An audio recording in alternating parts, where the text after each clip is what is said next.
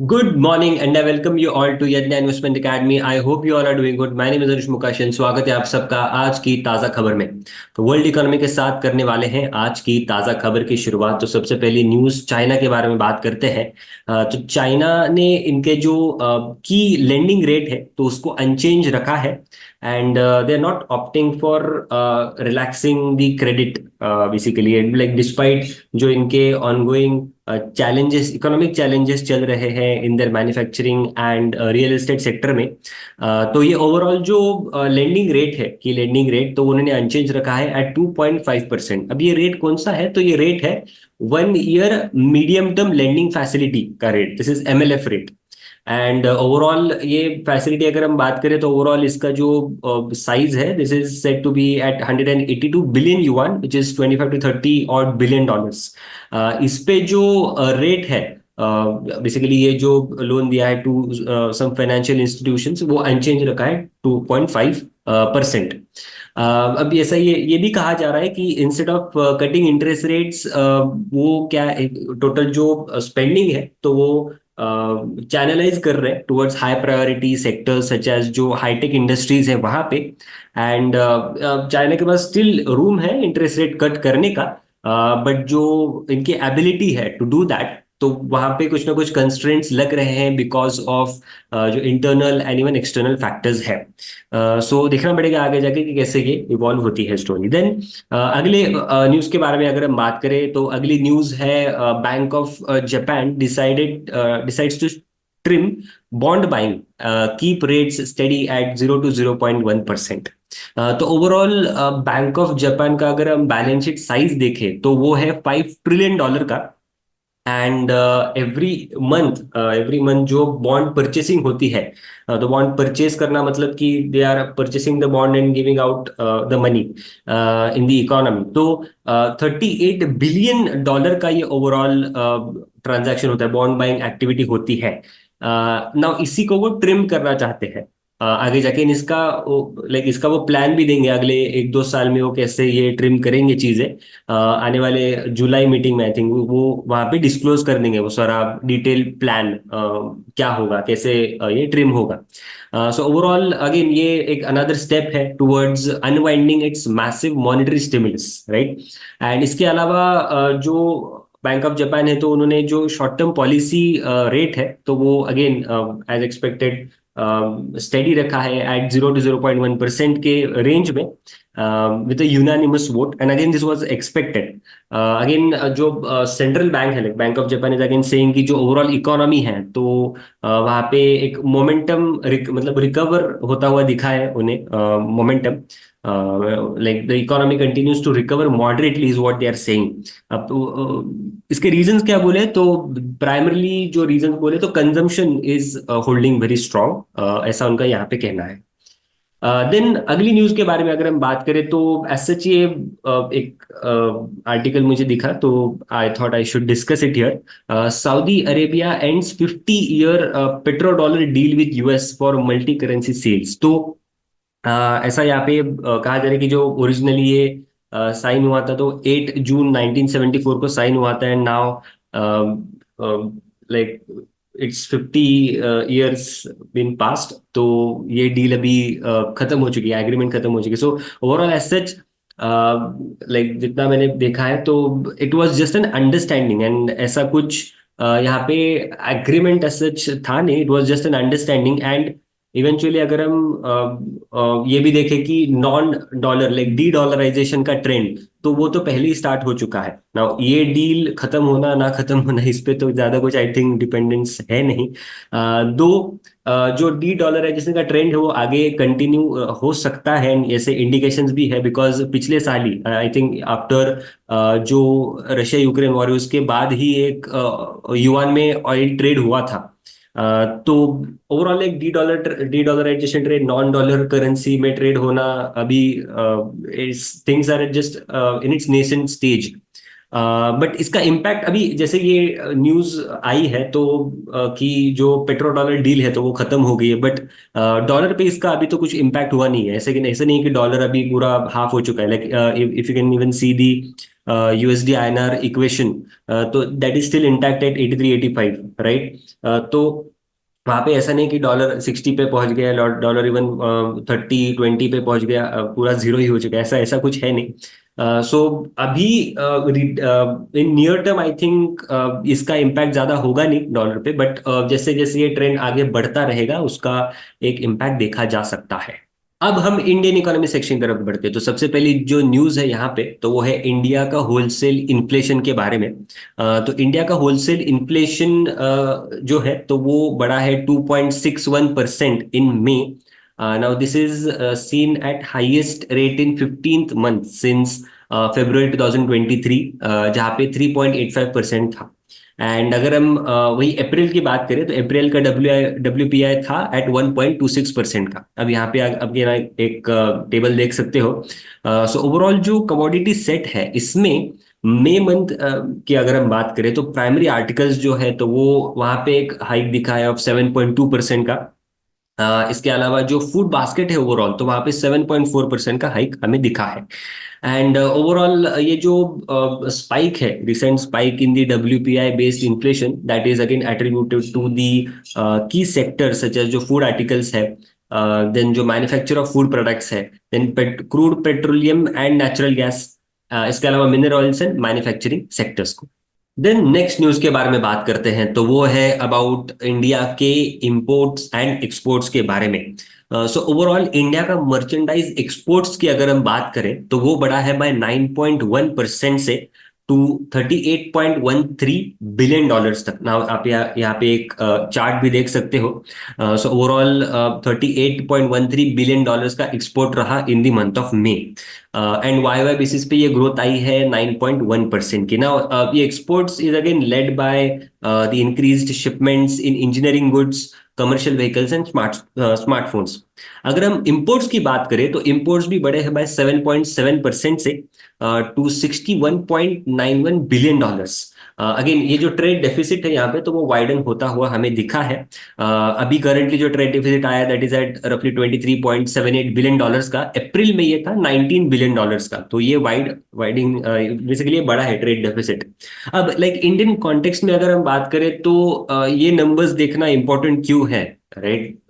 अब Indian context में अगर देखो तो एम्पिरिकली एक रिसर्च ऐसा है कि अगर किसी कंट्री में कैपिटल फ्लोज जो है, like let's take two examples, like एक यूएसए एक इंडिया है।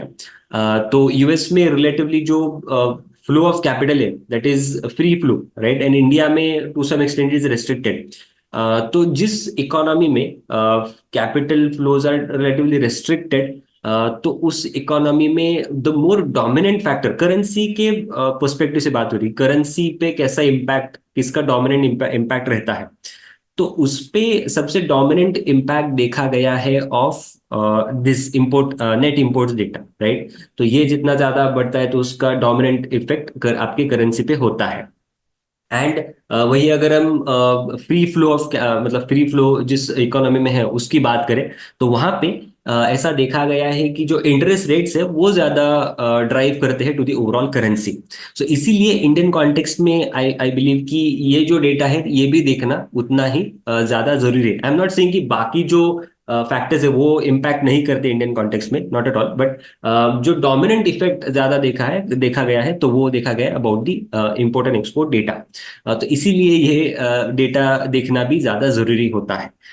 सो अब ये तो हो गया कि ओवरऑल ये डेटा देखना क्यों इंपॉर्टेंट है। अब बढ़ते आगे न्यूज की तरफ। तो ओवरऑल पेट्रोलियम प्रोडक्ट्स की इंपोर्ट्स की अगर हम बात करें, so now this constitutes again 32% of India's imports.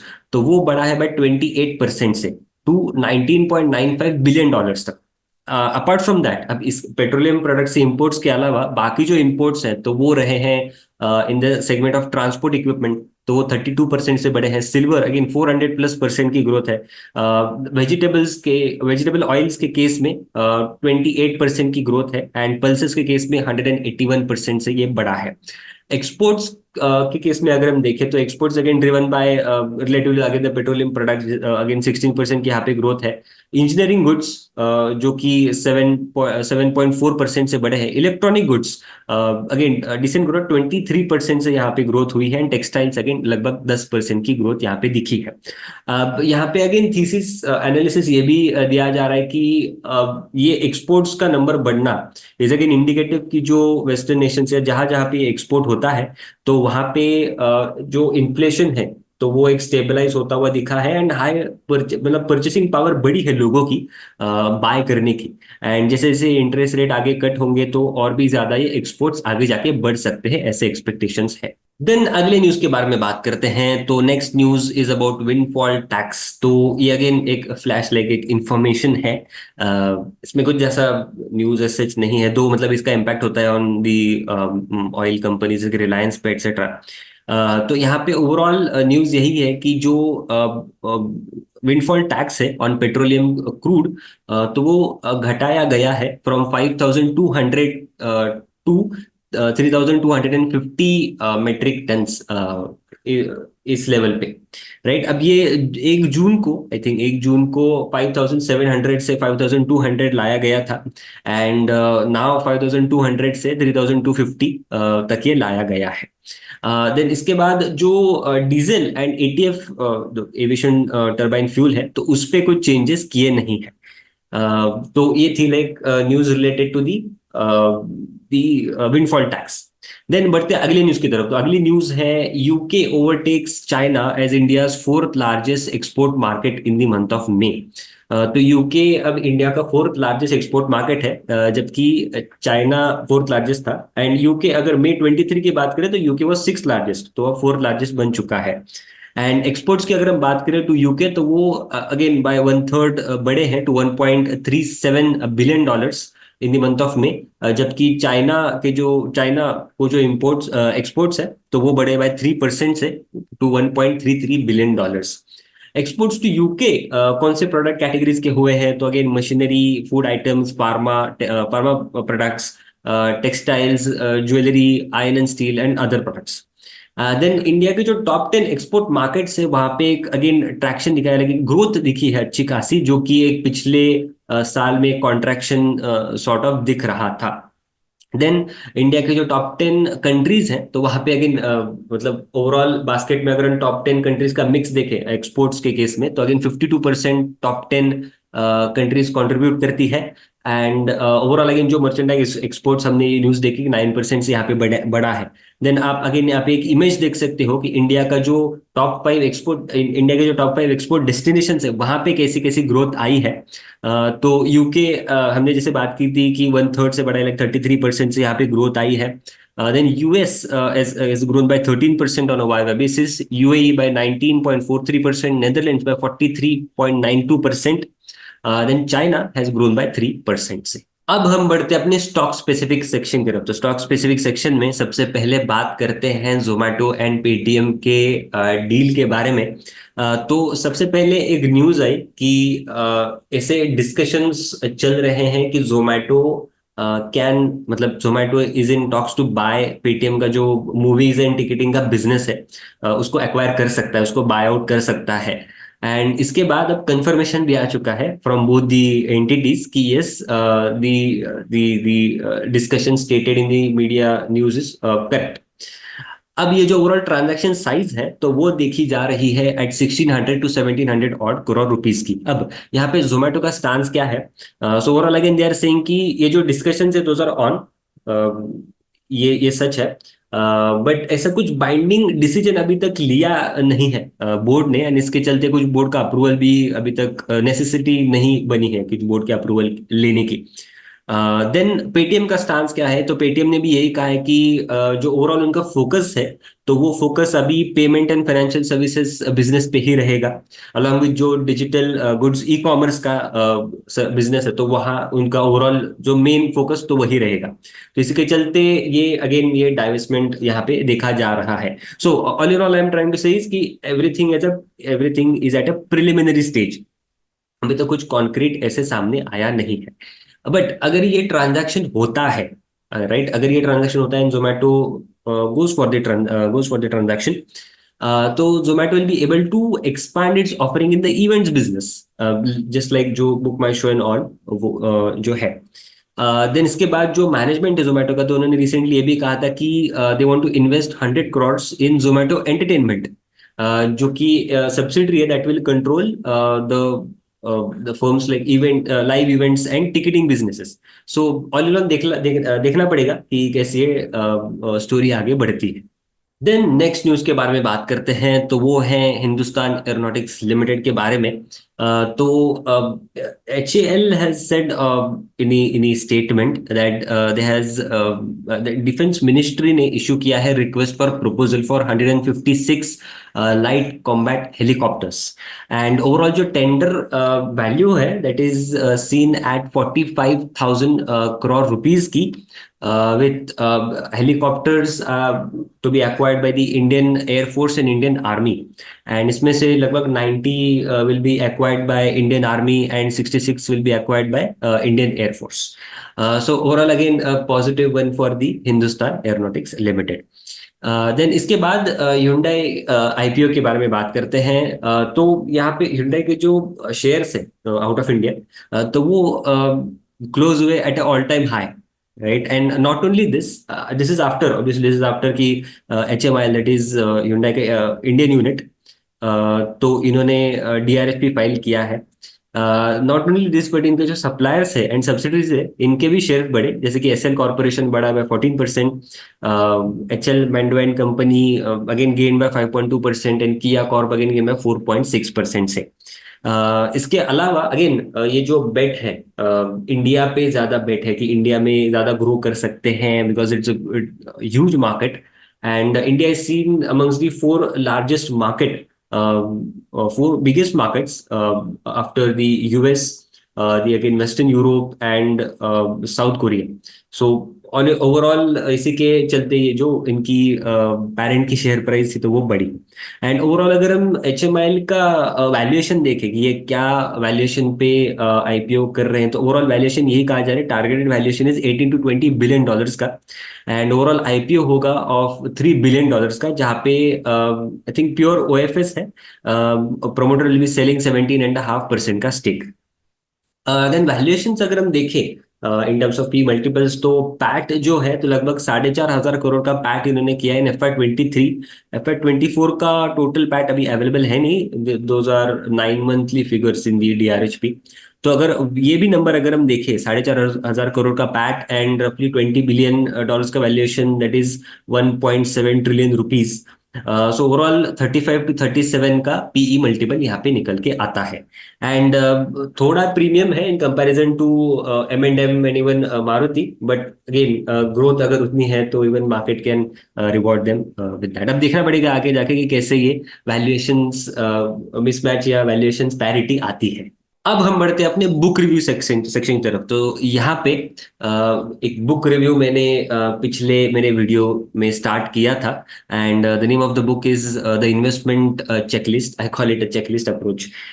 तो यहाँ पे देयर आर मल्टीपल चैप्टर्स, तो हम अभी भी फर्स्ट चैप्टर में है, how investment opportunities are created.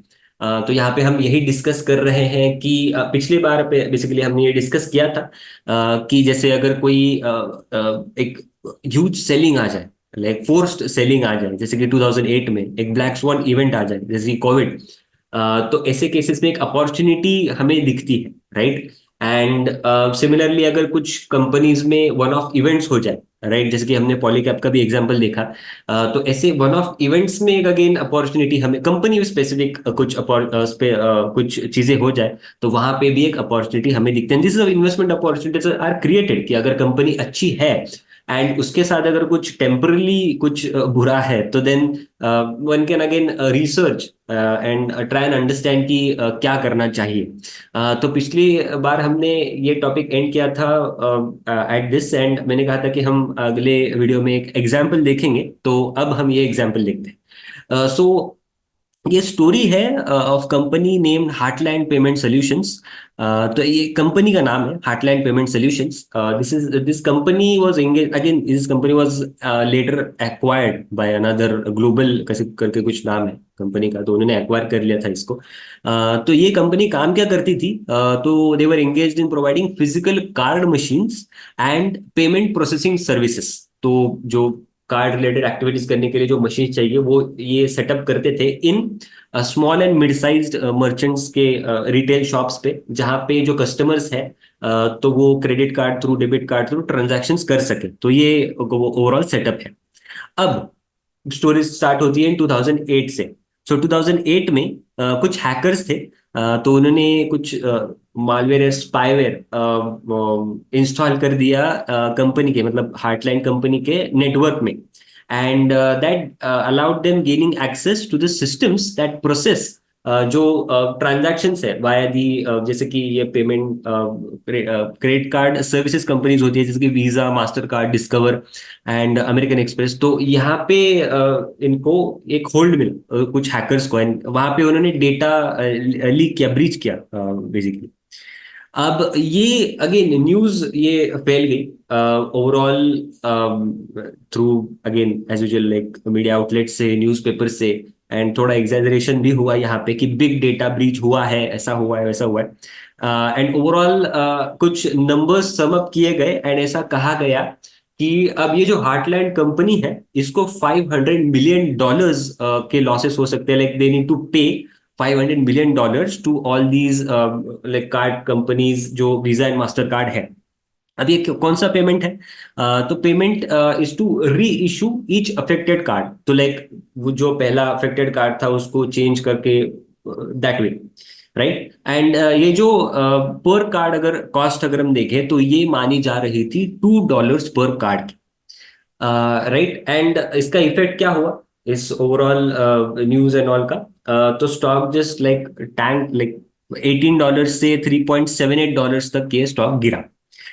अब इसके बाद आते हैं इन्वेस्टर्स जिन्होंने अच्छा रिसर्च किया, राइट। तो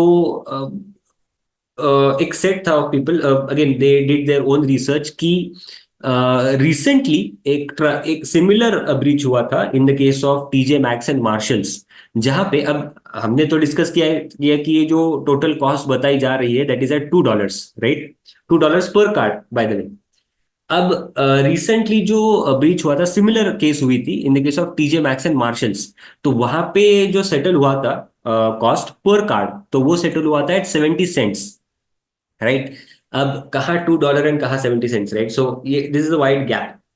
तो सिमिलर बेसिस पे कुछ इन्वेस्टर्स ने बेट लिया उस पे, एंड इन 2010, राइट, 2010 में अगेन जो हार्टलाइन कंपनी है उन्होंने एग्रीमेंट साइन किया with the card companies that कि वो $105 मिलियन का ही पेमेंट करेंगे। अब जो पहले पेमेंट बताया जा रहा था दैट वाज $500 मिलियन, अब वो कर रहे हैं, अब ultimately the deal is signed at $105 million, तो कॉस्ट इज वेरी लो।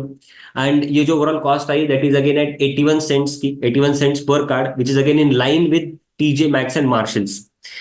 सो इस बेसिस पे हुई इन्वेस्टर्स ने, कुछ इन्वेस्टर्स ने, they triple their amount, right, from $3.78 to $13 तक ये स्टॉक अगेन बढ़ा। अब ये अगेन $18 पहले था, तो अगेन $13 का जो गैप है that is justified by again जो ये पेमेंट करना पड़ा है and again sentimental impact. But again 3.78 से $13 तक ये जो इंक्रीज हुआ, this was again because of lower payment. तो पहले बहुत ही हाइप हुआ था, अब ये सेटल डाउन हुई सारी dust. So all in all this author is trying to say is कुछ मतलब जो डिसीजंस होते हैं तो पैनिक में नहीं करने चाहिए, right. Think twice thrice even 100 times before every decision. And similar again अगर हम केस देखें इंडियन कॉन्टेक्स्ट में, ये तो चलो आउट ऑफ इंडिया चीजें होगी, बट अगर हम इंडियन कॉन्टेक्स्ट में अगर हम केस देखें तो इन 2012 similar case happened with I think Rakesh Jhunjhunwala sir. तो उनके केस में भी, टाइटन के केस में ये कुछ हुआ था, लाइक आरबीआई ने अनाउंस किया था कि जो गोल्ड ऑन लीज का इंटरेस्ट रेट है तो बढ़ा दिया जाएगा, एंड वहां पे ज्यादा कॉस्ट हो सकती है फॉर टाइटन, एंड कुछ रेस्ट्रिक्शंस भी लगाए गए थे ऑन इंपोर्ट्स एंड ऑल। तो इस वजह से टाइटन का स्टॉक भी गिरा था। बट अगेन एक इंटरव्यू भी है, आप देख सकते हो उसको, इन 2012 का आई थिंक इंटरव्यू है। तो वहां पे Rakesh Jhunjhunwala sir was firm and he said that I am not invested in Titan because ये जो एडिशनल कॉस्ट है तो उसकी कुछ ज्यादा चिंता नहीं, वो तो बेयर हो जाएगी। But is Titan not growing well, कि ऐसा ऐसा है कि टाइटन की ग्रोथ स्लो हो गई है। At that time again it was 30-40% से उनके कुछ ज्वेलरी सेल्स में बूम दिखा था। प्लस दे वर gaining market share, right. So ये सारी चीजें होती है if you have all the things, जो सारी बेसिक फंडामेंटल अगर आपके पास नॉलेज है, उस कंपनी का एक डीप रूटेड अंडरस्टैंडिंग है आपके पास। सो एक इजी पड़ता है अपने लिए भी सारी चीजों को एनालाइज करने में। And again so at the end again the author is again saying go with the facts and not go with the heard behaviour. So heard मतलब जो लोग बोलते हैं बाकी का, उसके बेसिस पे मत जाओ, टिप्स के बेसिस पे मत जाओ, अपना खुद का रिसर्च करो, खुद के बेसिस पे ही। मतलब एक खुद अगर रिसर्च करें तो हमें पता होता है कि कौन सी न्यूज का इम्पैक्ट कहाँ हो सकता है।